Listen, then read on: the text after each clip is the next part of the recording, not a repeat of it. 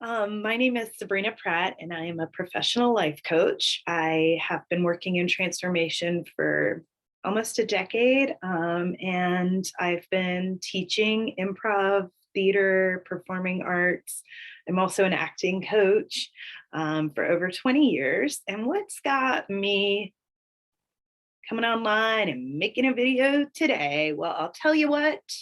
I am really thinking a lot about perfectionism, and I'm thinking about all of the many, many pictures and paintings in my house that are just like willy nilly. I mean, those of you who consider yourselves perfectionists and you have to take the measurements and this and that and use a leveler. I don't know. I was using my leveler as a doorstop for a while. That's like the most use it got.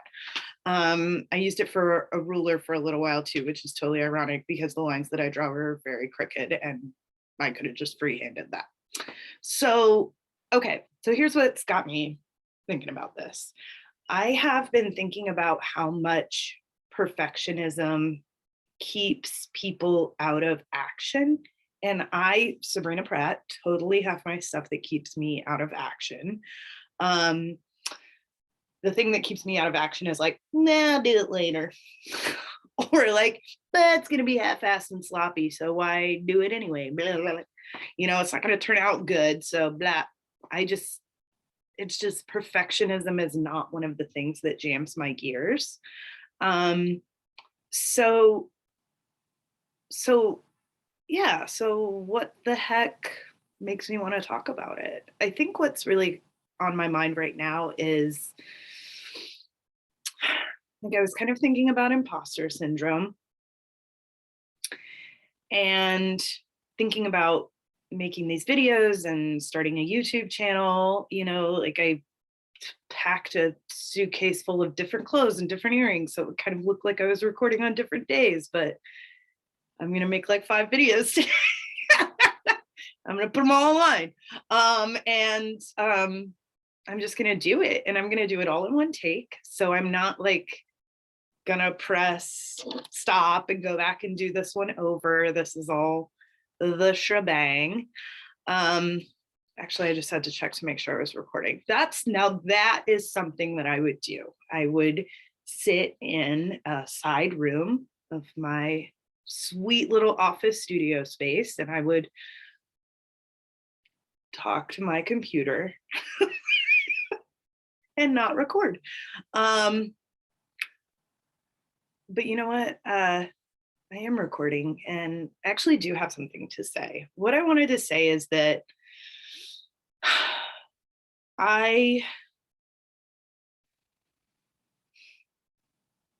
I've put a lot of work into becoming a better person and healing, and I'm not perfect. I'm not even great. Um,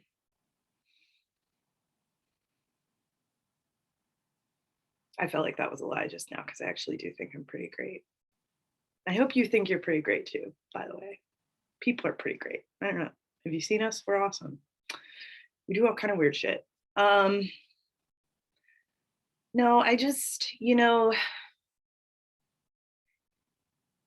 I was just talking to my boyfriend last night about this book called After the Ecstasy, the Laundry, which, if I'm organized, I'll put a link to it in the comments. See if that happens. Or in the description of this video. But here, I'll give you the Cliffs Notes of that book real quick. I'll give you the highlight real fast. The book is about how being a spiritual teacher or a Zen master, or, a spiritual leader, a thought leader, it does not exempt you from being a human.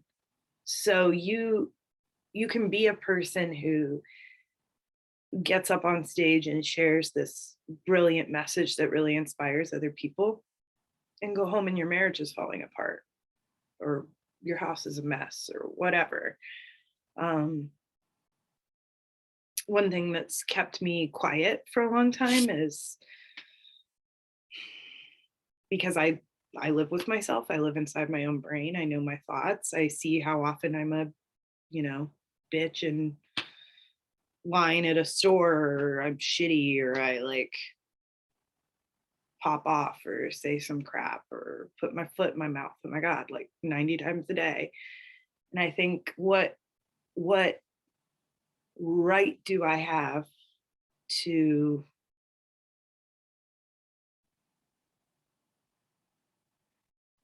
well, I have no right to tell anyone else what to do with their life. And that's not what I do. And that voice inside me that says, like, what right do you have to speak or share or be heard? Like, look at all this that's a mess in your life, you know? I just don't want that voice to be in charge. I I don't. And I don't think it's the best version of myself. I I am an artist. I've been an artist my entire life. I was an artist who loved writing and speaking and performing and teaching. Um, like I kind of popped out that way. I think I enjoyed all those things before I really even had like mastered language or walking. Um, and I believe that every human has something to share. And I am nervous. I'm totally nervous talking right now. I'm nervous about this video. I'm going to go post it before I talk myself out of it. Um, but I just don't want my nerves to keep me quiet any longer. You know, I think there are too many people who espouse ignorance and hate that are bold and entitled. And why not you and I? Why not people who have learned through a lot of trial and error, through some pain and quite a bit of suffering, that life does not have to be difficult and it does not have to be painful. And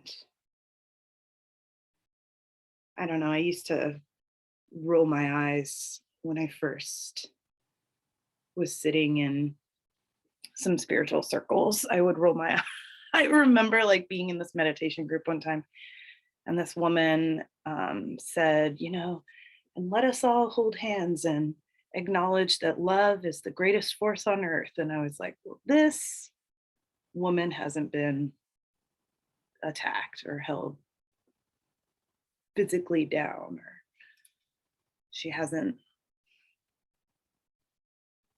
like, what the hell is she talking about? Love can't stop a bullet, you know.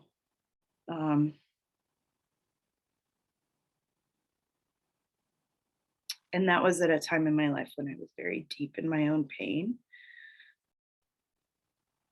and pretty committed to identifying with my pain. And what I've come around to is that love is like water. It will always find a way through, it will find a way in. And yeah, a lightning bolt is like, and it's like big and dramatic, and it can leave a char mark, and it can start a forest fire if it's dry enough and all this kind of stuff, you know. But running water over time can move mountains. And I believe that's what unconditional love can do for our planet and for people. And I've certainly seen love work miracles in my own life. I think the way I'm talking right now is in and of itself a miracle. And if me 20 years ago could see me now, could see my life, you know, it it would look so, it would just be so unfathomable to myself. It would look so miraculous. Like I have designed for myself, created for myself such a mellow, loving, sweet, joyful, easeful life. And definitely did not do that out of fear. I think I had to look at a lot of fear. And I think if I step over, I think it's a dangerous thing to step over our fear and pretend it doesn't exist. Because then you're not actually cleaning it out. You're just living in the house with the monster. The monster's eating out of your fridge and getting bigger. Um, I think I'll stop this video here. I actually am going to go put on another pair of earrings and change my shirt and do another video. All right. If you are interested in seeing more content from me, please subscribe. And you can also check me out at thebusinesswitch.com. Thanks. Bye.